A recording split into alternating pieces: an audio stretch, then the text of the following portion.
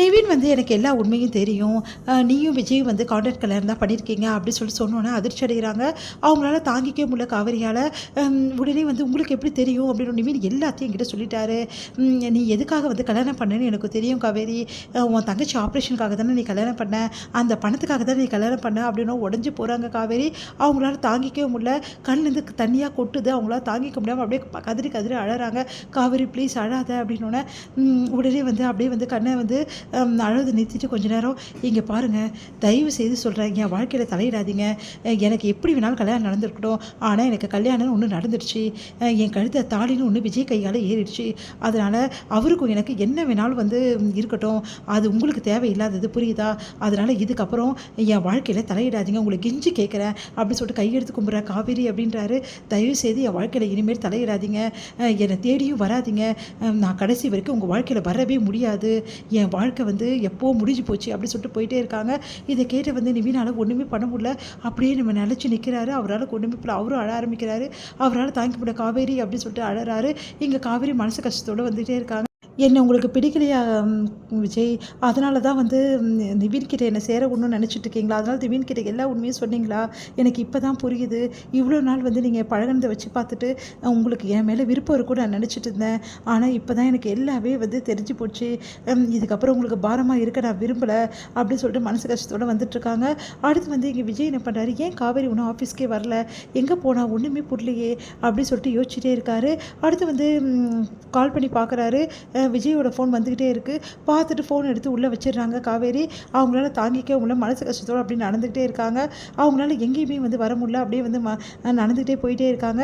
அப்போ வந்து விஜய் வந்து கால் பண்ணி பார்க்குறாரு. ஆனால் காவேரி ஃபோனே எடுக்க மாட்டேங்கிறாங்க. என்னாச்சு காவேரிக்கு அப்படின்னு சொல்லிட்டு யோசிச்சுட்டே இருக்காரு. இங்கே வந்து என்ன பண்ணுறாங்க, விஜய் வந்து யோசிச்சுட்டே வந்து வீட்டுக்கு வராரு. வீட்டுக்கு வந்தால் காவேரி எங்கே அப்படின்னு சொன்னால் ரூமில் தான் பரப்பா, வெளியே வரவே வரல அப்படின்னு சொல்கிறாங்க. காவேரி வந்து விஜய்கிட்ட பேச மாட்டேங்கிறாங்க. அப்படியே வந்து படுத்து தூங்குற மாதிரி அப்படியே தூங்கிடுறாங்க. விஜய் வந்து காவேரி ஏன் நம்மக்கிட்ட பேசல அப்படின்னு சொல்லிட்டு யோசிச்சுட்டு இருக்காரு. அடுத்த நாள் காலையில் காவேரி சீக்கிரமாகவே வந்து வெளியே போயிடுறாங்க. எங்கே போனா அப்படின்னு சொல்லிட்டு யோசிச்சுட்டே இருக்காரு விஜய்.